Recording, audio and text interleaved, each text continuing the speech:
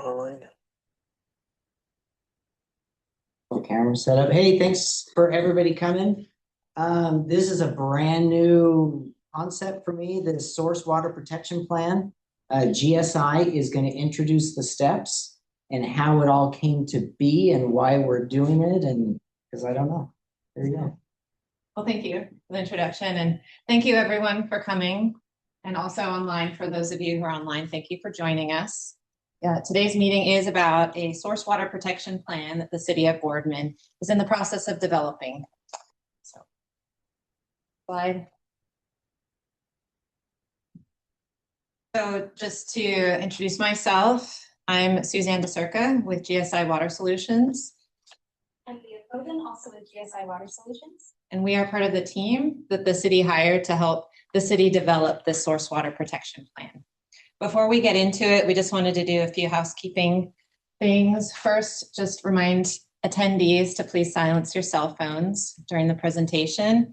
And for those online, to stay muted and keep your video off just to minimize distractions during the presentation. If you have comments or questions, we have time set aside at the end for that. And you can use your hand in online or in person here, or you can use chat for any kind of questions that you may have. Also, this meeting will be recorded, so it will be available on the city's website afterwards. And if you missed it today or want to revisit it, you can do so.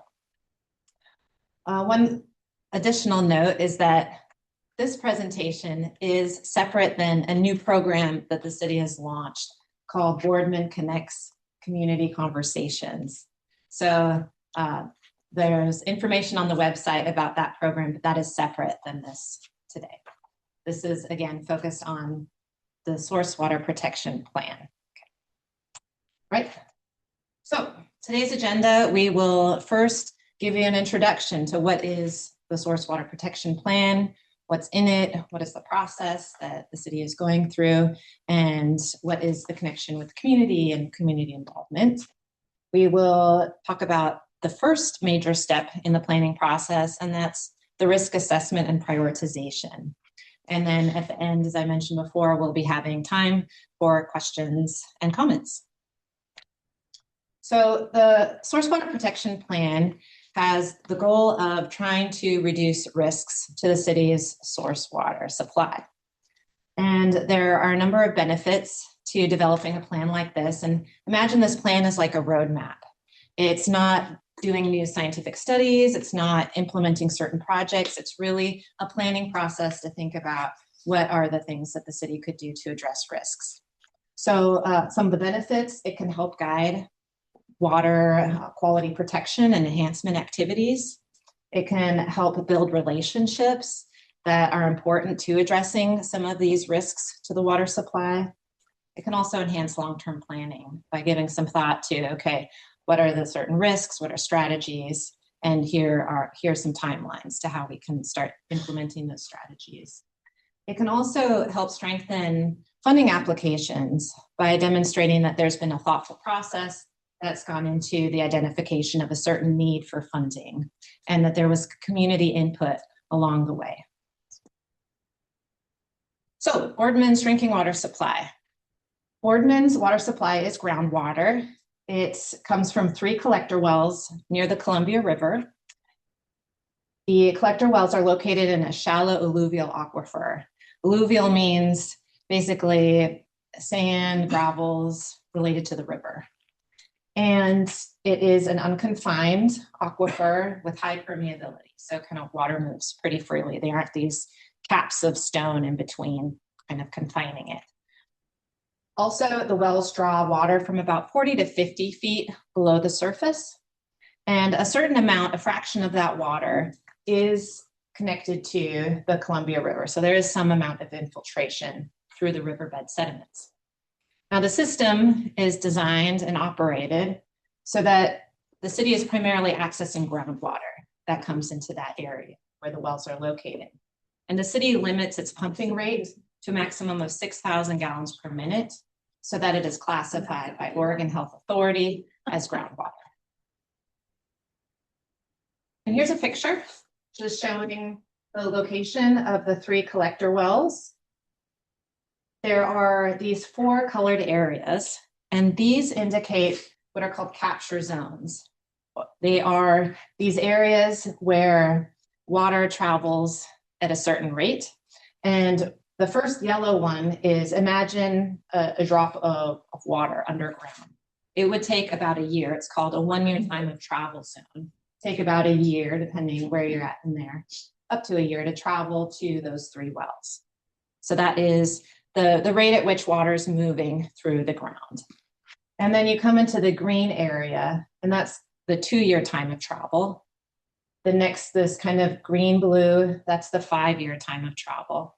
And then in the blue on the outer ring, that is the 10-year time of travel. So again, if say it's some type of contaminant gets in the aquifer in the 10-year time of travel, then maybe it would be about 10 years before it reached those wells. All right, so as far as how this planning process got started, in 2023, the Oregon Health Authority and the Oregon Department of Environmental Quality, so OHA and DEQ, put together an updated source water assessment. They put together source water assessments for every community water system in Oregon. The original one was put together in 2005. This was an updated one. They went through a round of updates for each water system in the state, so that happened in 2023. In 2024, the city applied for and was awarded a grant from OHA through the Drinking Water Source Protection Fund to create and develop this plan. So this is a partially grant-funded project specific to the city's drinking water system. In 2025, we went through a process of another source water assessment update, and typically they're not done that close together. But in this case, the city added the 3rd collector well that came online in 2024. And so since the previous one was done in 2023, it didn't really necessarily capture everything that was happening, the new collector well. So we went through that update process and found, updated those bands. So those yellow, green, blue that you saw in the previous slide, to show with a little bit more detail and some groundwater modeling to show like, all right, how long would it actually take for something, if something happened on the surface here, how long would it take to work its way to those groundwater wells? So that was updated. We also updated the inventory of potential contaminant sources. That's using some databases that are online available through DEQ, as well as team information. We'll get to that in a moment. And also updated the sensitivity analysis and the susceptibility analysis. Those are components of the original source water assessment that are kind of looking at what are the characteristics of this aquifer, what are the characteristics of the well construction, and how does that relate to how any contaminant could potentially affect the city's water supply. So that kind of was still kind of wrapping up this month, but mainly was taking place last year. And then from 2025 to 2026, we've been working on this plan, developing the plan.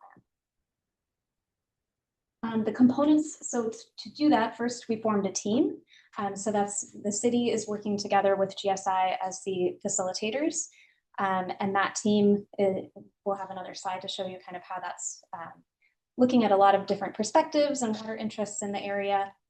So the team gets together. The first step really is this risk assessment and prioritization. So looking at what are the potential contaminants in the area, how could this potentially affect the city's groundwater supply, and then prioritizing the things that are, maybe the highest risk, medium risk, and lowest risk. So we'll be mainly focusing on that particular step of the process tonight. There will be a future meeting where we look at the future steps throughout the plan, but we're not quite there yet. So you are here. The next thing, once we've kind of looked at those risks, we'll start as a team looking at what are the strategies that could be taken to address those risks, to eliminate them if possible, to minimize them, to mitigate for those risks if nothing else can be done. Then from those kind of broad overarching strategies, we'll get into more of a specific phased implementation plan based on, what are the actual resources available to work on these problems and address, the highest risks first. And finally, there are sections of the plan.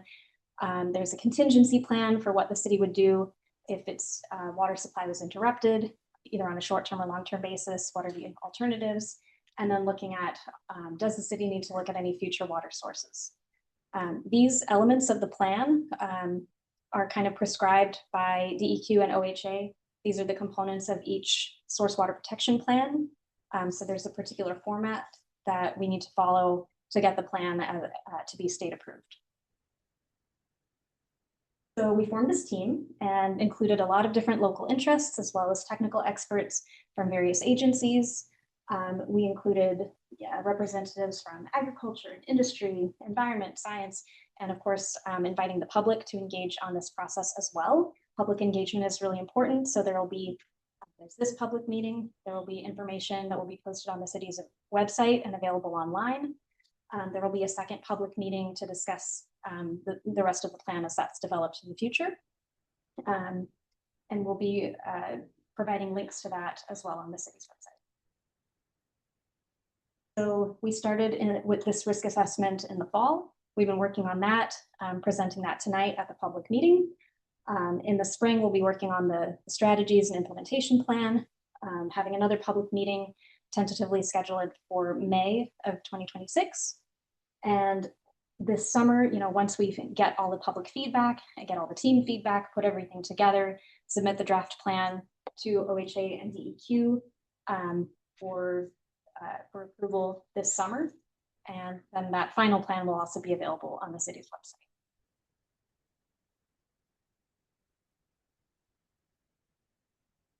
Over to Suzanne to start discussing the risk assessment.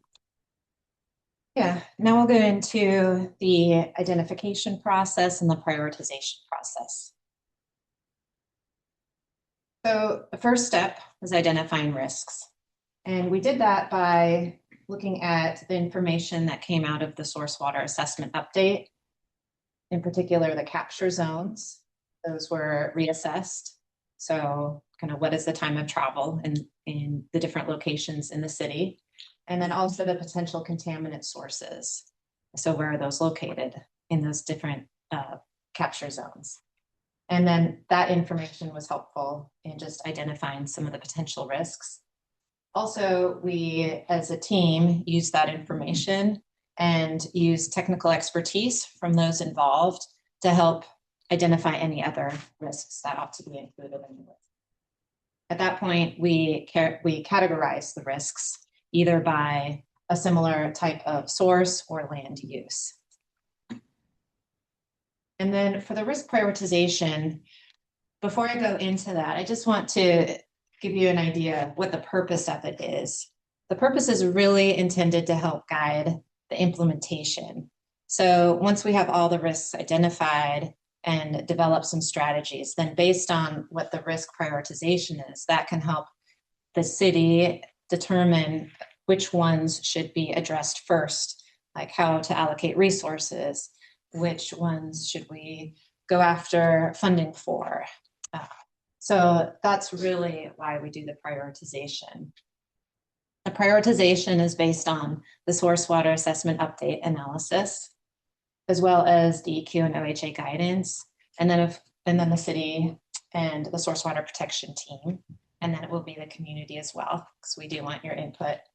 And to do that prioritization, we utilized a tool called a risk prioritization matrix. It's a way to help support decision making. In this case, we thought about the risk in two ways. One, what was the likelihood of that risk having an impact? And what would that impact be? How great would it be? And we thought about them on a scale of 1 to 5. And then based on those two scores, they fell within the category of low, medium, or high. And again, as I mentioned, public input is requested on this prioritization piece. This is the matrix itself. So you can see we've got likelihood on the left, and it can range from a 1 being very rare or unlikely, down to 5 being almost uncertain. And then for impact, 1 would represent significant and insignificant, so not significant, and then 5 would be catastrophic. Based on that, if say you have 2 5s, it ends up being in the high category compared to say 2 3s being in the middle, moderate, medium, and then 2 1s or some type of similar mix would put it in the low category. So Then what we did is we went through the risks and in these different categories talked about each risk and the prioritization for those risks. And again, risks really forms the foundation of the rest of the plan. We need to start to be able to identify strategies and then develop an implementation plan. Oh, on this slide, I just wanted to also point out that you won't see the we originally did have that as a potential category in the plan assessment, and we did bring in representation from agriculture to the team, expertise. When we went through the risk prioritization process as a team and looked at the maps, we determined not actually agricultural land that fell within those striped zones.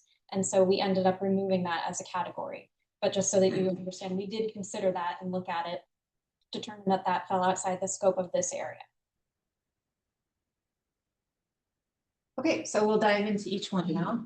And these are groundwater risk categories. We'll start with natural hazards. So 4 risks came up within the group.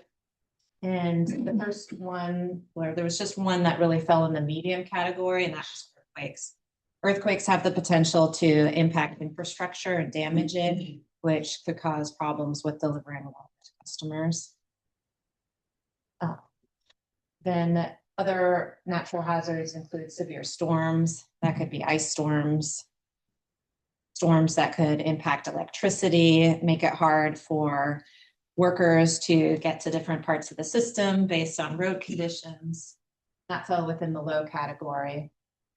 Wildfire, that could cause significant damage to infrastructure, not only the city water infrastructure, but potentially homes or businesses. And as a result of fire, different types of contaminants could be deposited in the ground that could somehow get into the groundwater. That was considered a low risk. And then volcanic activity, risk could be ash falling in the area, getting somehow into the groundwater over time and causing kind of other minor impacts as far as being able to manage the infrastructure. So the other one is residential. For that, there were 2 risks that were identified. First is high density housing and landscaping. So some of the risks associated with that would be use of different chemicals for landscaping, maybe kind of overusing or mishandling of different chemical products that could get into the groundwater, or just general household chemicals, having spills and getting into the groundwater. Another risk is domestic wells. So wells that are not kind of closed and capped off could be a conduit for contaminants from the surface down into the aquifer. And there are some wells in the city limits. My understanding is I don't think there are any more planned domestic wells, but there are some that exist. That was considered a low risk. So within the municipal category, we identified a number of risks. One is stormwater management. And so this would be, anything that might be outside on the street, any drips from a car, anything where it rains and stormwater gets down the drain. Where does that go? Could that potentially impact the city's water supply? Eventually, depending on where it's coming from and like what contaminants it might contain, that ended up being ranked a medium risk. Wastewater treatment and sewer. So there are some sewer lines that cross through those zones. If there is a main break or some kind of leakage, that could eventually also reach the city's supply wells. However, in many cases, it seemed like, so this was not ranked a high risk because that the leachate could actually be kind of filtered by the time it reaches the wells. A lot of that would kind of come out. So that was ranked medium. Low, that would be things like schools. So if there are any cleaning chemicals that are being used, any landscaping chemicals that are being used, that could eventually make its way into the groundwater as well. But generally a pretty low risk. Water treatment system itself, any water treatment chemicals that are being used, if there are spills of those. There is one unused municipal well, so that's connected to a different aquifer. That's a deeper well. The city's not currently using that. But if there were some kind of problem with that and something got into it, it could potentially reach the current water supply, but that was ranked low. It's pretty unlikely for something like that to occur. Vandalism and sabotage of the city's municipal water infrastructure. The city does have plans and protocols in place to protect against that, so that was ranked low. Cybersecurity as well, they have protocols in place for anybody trying to hack into the water system. They've got firewalls, you can't access things remotely. And then waste management, so that would be things like trash collection, composting facility, a recycling facility, things where there could potentially be some spills of some contaminants, but again, that was ranked pretty low. On the commercial and industrial category, there were some things that were ranked medium and some low. So within those zones, there are some food processing plants, depending on what's being processed and how the wastewater is managed, that could present a potential medium risk of contamination. Wood processing, so that was more like chipping, and some of that is processed off and shipped off site. Utility stations, so anything that's being used to maintain the utility stations and the transformers, and also right of ways where they might be using herbicides. Nitrates, of course, an issue, but within the city, not so much. They do test regularly, and the city's drinking water has never approached anywhere near the maximum contaminant limit, but it is on the source water assessment. It's shown as being within the kind of area-wide nitrate issue area. So those were all ranked medium. On the low side, there's one cemetery that's within those limits. So that could be any landscaping chemicals used to maintain the grass, as well as some cell towers and telecommunications infrastructure.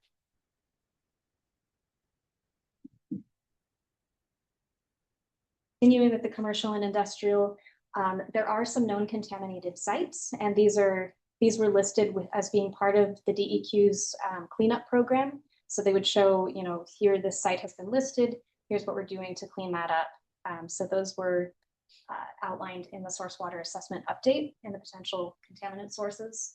There are a variety of locations that were shown that have underground storage tanks. Many of those are associated with, like, a gas station, for example, might have a fuel tank underground. There were some that were high and some that were low. These are more site specific, so the plan will get into a little bit more detail. This is more of a high level overview, but just showing, you know, based on how close it is, you know, how long it would take for a contaminant to reach the city's wells, as well as what particular chemical is being stored. Basically the same with the chemical or petroleum processing and storage facilities. There were high, medium, and low that came out in the potential inventory, just based on how long it would take to reach the well, and then what type of chemical it was. There were also a few above ground storage tanks, and those were all ranked medium. And vector control was ranked high. That would be pesticides against, like, mosquitoes and that type of disease vector. Station category that's got some high, medium, and low risks identified. The highest one was gas stations, just the potential of any spills, the potential of vehicles dripping gasoline or, you know, brake fluid, antifreeze, whatever kind of chemicals are going on in that type of area, particularly if it does then rain and things get washed out, soak into the ground. On the medium side, we had transportation corridors like roads, the highway, the railroad corridor, anything that's being transported, and the risk of any spills from those. Auto repair shops, I believe there were 3 that were shown within that zone. Like within the entire capture zone, there were several auto repair shops of similar types of chemicals. Car washes that could also have some kind of soap residues and grease and whatever is coming off of the cars. Truck or bus terminals, there was one previous truck terminal that's no longer there, but if there were any legacy contaminants, they could still be present, as well as the bus terminal, I believe, is at the high school. And it's kind of near a field where if a bus was leaking a lot of fuel or something, that would be a potential contaminant, but still ranked medium, not a high risk. And finally, there was an RV storage location. So that would be, again, if the RVs are leaking any kind of, that was ranked low because they're just kind of staying in place and probably are not, you don't fill the tank and then just leave it. And the last category was recreation. So these two were ranked medium. So parks and campgrounds, the marina, anytime that you've got people coming in, they could be leaving trash, they could be spilling things, cars, but that was more of a medium risk. Also any landscaping, maintenance, chemicals as well.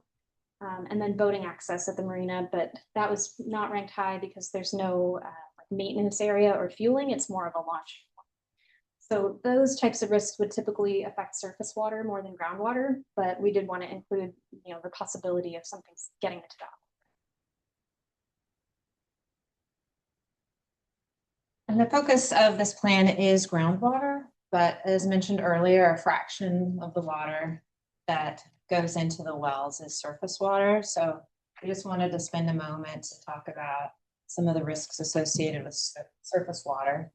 One being cryptosporidium and giardia.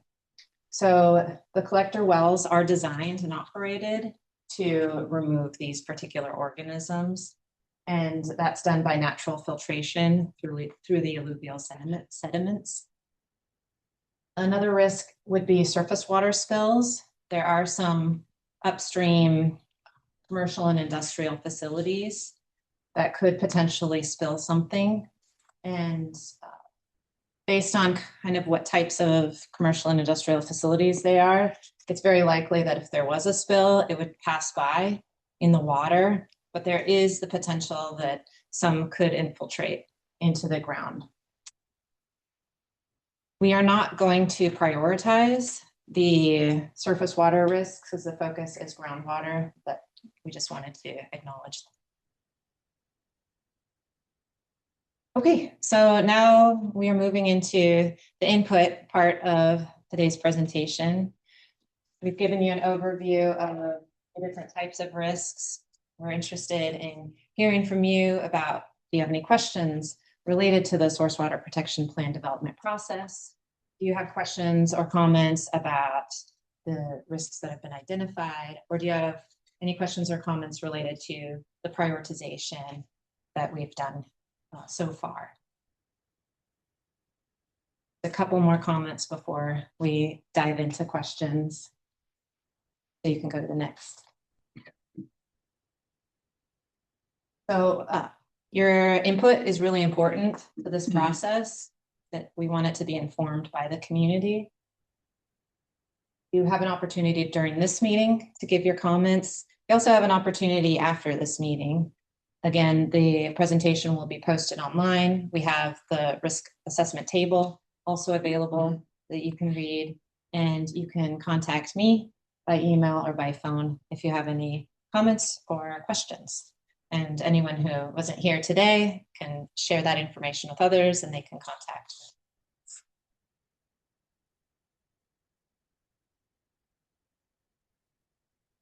Okay. Yeah, if someone wanted, like the risk assessment table, for example, if you wanted to have that translated, you could request that and we could definitely make that happen. Is that the only thing that could be interpreted, or will the whole slide deck be interpreted? I don't know what the policy is from the city. So a translation is not a requirement for any of this. What is the thing that you're offering to translate? So there's a risk identification table that just goes into a little more detail about the risks that we've kind of given a broad overview of. And we could. Are there services to translate that? We don't. It's all it would all be in-house. Okay. I think DEQ, but we can check. We can look into see if another agency has that capability. Okay, so we are going to get to comments, but I wanted to just let you know where we're headed. And that's what we're going to do with the input that we receive is we're going to talk about it, bring it back to the team, talk about it, and look at areas that may need to be updated based on input.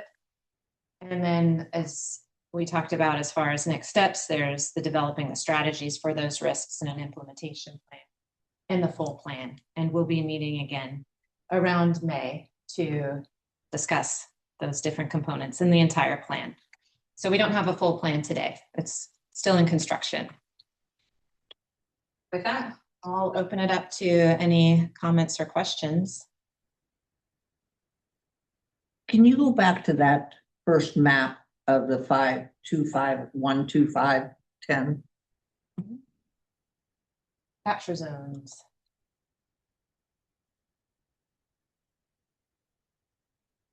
I was just trying to see how much of Boardman I thought that actually covered. And I see that, okay, not so much. Yeah, this line is the city limits. So it's kind of part of it, but the city. Both lines of the I-84.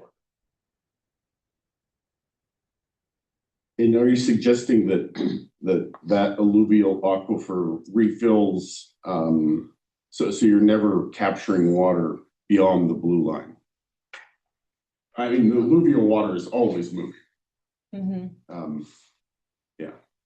Yeah, I don't know what the geology is beyond it exactly, but if it were similar, then it would be a longer travel time if it had that same, a similar gradient and similar geology. Yeah, I think, so there was some groundwater modeling done to kind of update these compared to what had been done. And so the previous delineation was really just kind of like very, there were stripes that were kind of equidistant apart. This is more based on understanding what's really going on under the surface and understanding the geology better, understanding how water is moving better. So instead of just exactly like a round line, you can see like, and that's kind of based on the geology underground. And yeah, I mean, something that happened here, it would take maybe more than 10 years, but yeah, that water is eventually moving.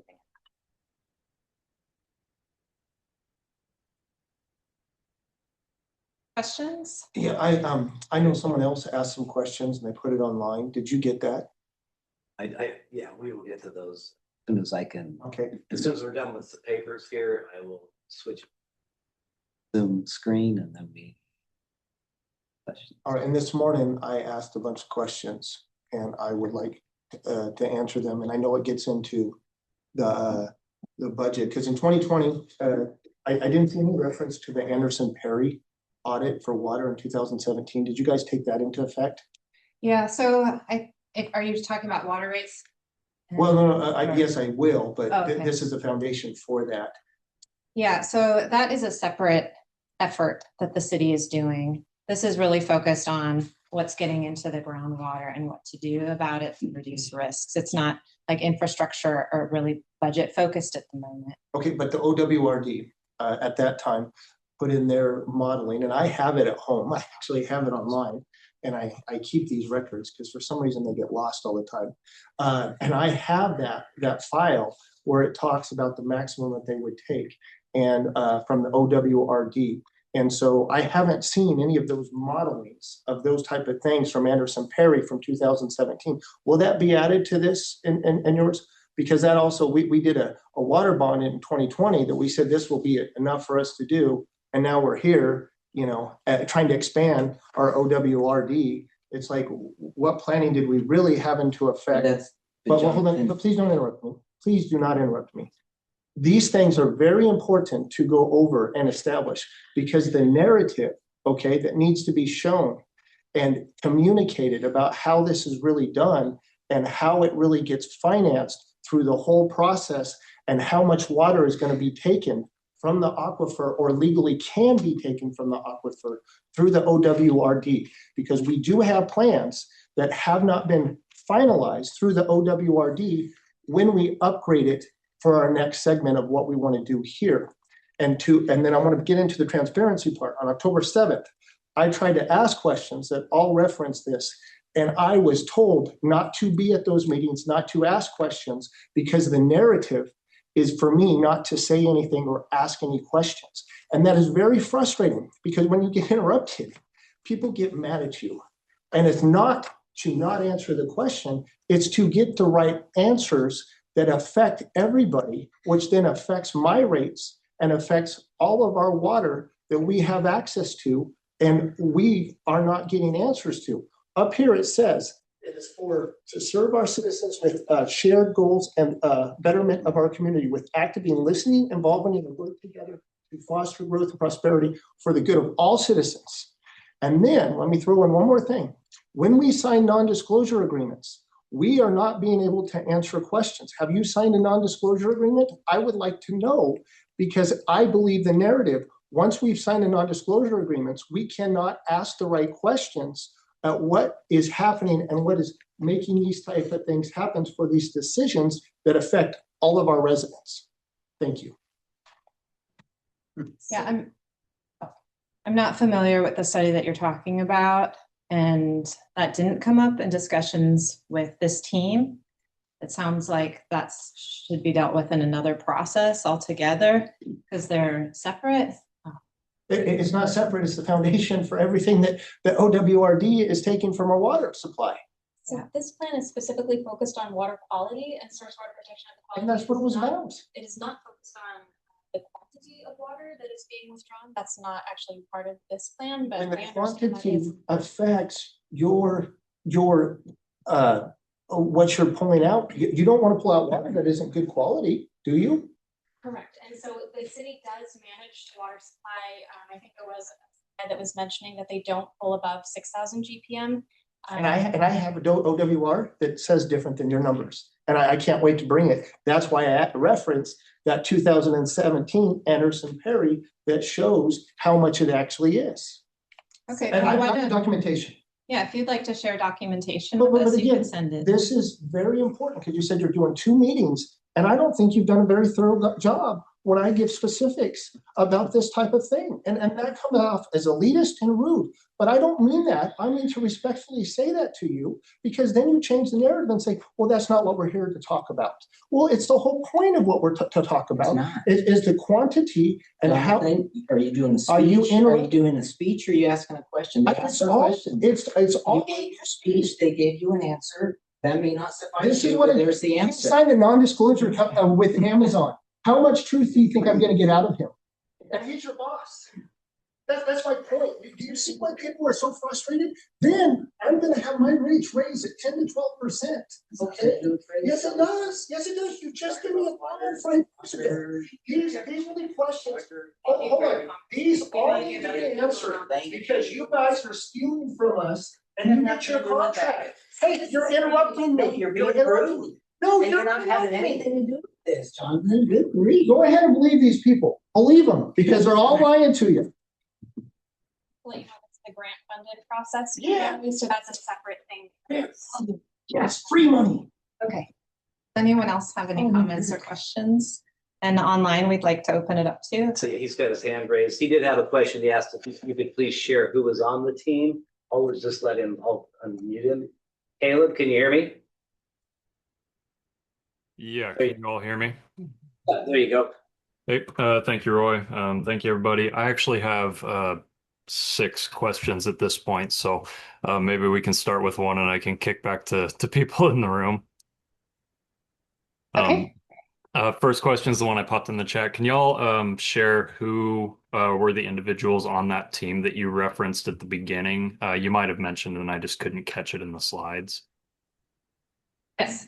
I don't want to miss anyone, so I'm not like trying to think of everyone's name, but we had kind of broad representation from different groups, as well as state agencies. The Soil and Water Conservation So, District was yeah. involved. We ODA. had DEQ. DEQ. OHA. Is there a list somewhere online that we could find? We could Might share be a list easier. of agencies, sure. That would be great. I'm gonna take a breath in case anyone else wants to speak. Keep going. Okie dokie. Well, second question, the map that was just on the screen having to do with the 1, 2, 5, 10 year zones, is there somewhere that we can look at the methodology for how that was developed? There will be a technical memorandum created for that. It is currently draft, so that has not been posted, but I believe we will. Okay, and will that be on the city website or? Can we post that on the city website? Sure. Great, that would be awesome. I'd love to take a look at that. The next question I've got was sort of having to do with that. So like, with that zone ending at 10 years, should we understand this as like just a 10-year plan? So it's pretty standard that for groundwater, they look at the 10-year time frame for like when a contaminant could come through. I guess it could be looked at a little bit further, but for sure within the 10 years. And typically the plans are certified or approved for 5 years, and then you would update that again. Just the area, if conditions have changed, if you have any more recent updated data. So the plan could be updated again within 5 years, but it's kind of still looking ahead of that 10-year. Okay. I think it might make more sense here to develop a longer, a more forward-looking plan, especially given how much we know about what is further up gradient of that zone, how many contaminated wells there are, how many permitted DEQ or ODA source wells that have, water quality testing results and what we know about groundwater flow heading that direction. It seems like we should be looking at a longer term plan. I guess that's more of a comment than a question though. I'm just gonna keep going until someone cuts me off at this point. Go for Uh, it. There was a comment made about how the Boardman city had not approached the MCL for nitrate. I don't know that that's necessarily accurate. I think there was a test. Let me see if I can find the date for it. Back in Apologies. Back in the early 2000s, there was almost 8 parts per million, which is, the target for the groundwater management area is 7. So exceeding that, I think that that's maybe not quite an accurate thing to say. And the overall trend has been up for City of Boardman since, tests are available from the 80s. So that overall trend going up, that's just a gripe, I guess. And uh, additional to that, there are 3 public water systems with testing results in that 10-year area that you reference. It's Herrera's Park, City of Boardman, and the Port of Morrow's East Beach wells. The other 2 have both, I think, either come within 1 part per million or have significantly exceeded the 10 part per million MCL, I think, within the last few years. So that might be worth considering as well. Thank you for flagging that. The information that I had was not, I think, looking back to those earlier dates that you were mentioning. I think the highest since 2015 was 5.85 milligrams per liter. So that was below the 7, that's kind of the action level, and below the 10, that would be the maximum. And then since 2020, it's been an average of 4.17. So that was lower. And then last year's was 4.26. Gotcha. Thank you for that. That's helpful. I think it is worth looking at the trend since, since 86 or whatever that first one is. Yeah, June 1986. It's pretty telling. There's, from 1986 to 2004, 2003, it never got above 1 part per million. And since then, it's been a steady upward climb. So given all of that and sort of to my comment earlier about maybe developing a more forward-looking plan, considering that overall trend might be worth doing as we're putting together a source water protection program here. Anyway, I'm going to keep going. I have heard there is talk about potentially sinking a new well for the city of Boardman. I don't know if that's true, but somewhere somewhere further off of the river, I think someone told me Coonsey Lane. Has that been considered in this? We haven't dug it. But yeah, that is coming. Did you hear the city replied that? Yeah, the yeah, I wells- heard you, Brandon. Thank you. So did that new well come into consideration here with how you're drawing that 10-year boundary? No, so there is a section of the plan that's called future sources, and so that would look at anything different. But this is based on the current location of those 3 collector wells that are currently existing. Will that be municipal water? I mean, will that water at that well? It will not, it would be, It could be potentially. but it would be like a supporting on that side to help with the water pressure. It's gonna be, it has to be in the same level it is currently. The current well is located off of Main Street at the old shop building. So whatever, it's 900 feet, whatever that is, right? So it stays the same.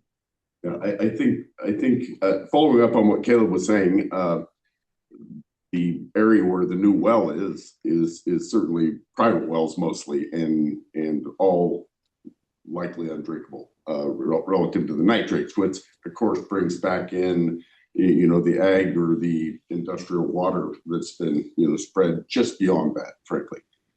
So I'm not sure what the discussion was around, well, this doesn't, show ag or things up gradient, but I think maybe you want to bring that element back in. I would suggest.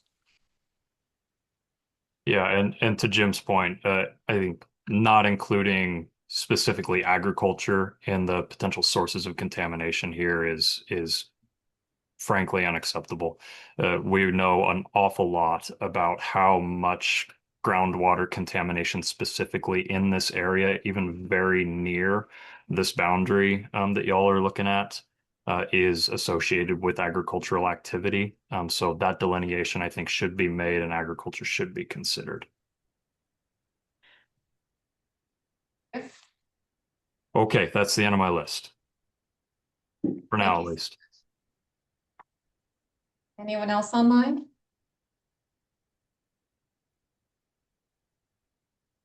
Questions in the room? or There's a comments? comment in the chat, I can't read it from the back, but that says the existing well at the old state shop is 585 feet. Who said that? Mike Lees. Oh, thank you, Mike. Actually, just have a question about process. When are you looking to have the plan completed? Like finalized or just a draft for? Yeah, finalized. Finalized this summer. So yeah, we would submit it to OHA and DEQ, they review, and it's a several-month process.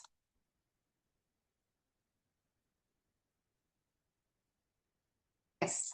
Can you share a little bit more about what your roles are with GSI? Like, what are your titles? And then what is your connection to the other GSI team that's been working on like the roadmap project for the county? Yeah, so I guess my title is just Water Resources Consultant with GSI, and I'm within the Water Rights and Resources Planning Group within GSI. Along with Leah, and she's in the same group.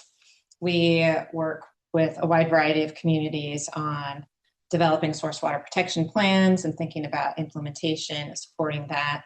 We assist with water management conservation planning and water conservation outreach, those types of. We do have other groups at GSI that are very focused on groundwater and also environmental services. So those folks in, I think it's the groundwater group, have been working with you all out here on a separate planning process that we haven't been involved in. Some of the, Sorry, I haven't been involved in, but yeah, I was briefly involved a little bit last year in developing some of the one pagers, but I haven't been involved since then. That was before this project started. My title is Water Resources Analyst, and as Suzanne said, yeah, we work on source water protection plans around the state, water management and conservation. And then I do some cross-practice work with our California offices on groundwater sustainability planning. A little bit on water quality. And I'm not as familiar with all the planning that the other folks have been doing at GSI. There are questions about those, we can, Portland office, and we can easily.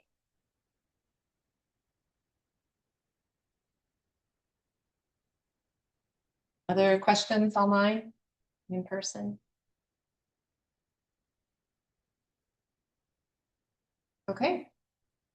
Well, thank you so much for coming and thank you for your questions and comments. So we will be taking what we've heard here today back to the team, and we'll be discussing the input that we've received from you all, and then move forward with the next steps of developing strategies and an implementation plan and developing the entire draft. And we look forward to sharing that with you all in the spring. Is this the only community input opportunity, or like what are other ways that people who couldn't make it today, especially those that don't speak English, could participate before the next session in May? Yeah, they can look at the materials, or maybe someone could help them translate, and just send me comments to that email or call, and we can take that for the next month or so, anything related to the risks, and then take that into account. And the next meeting will be in May. On the city website, on the description of the planning process. So her email.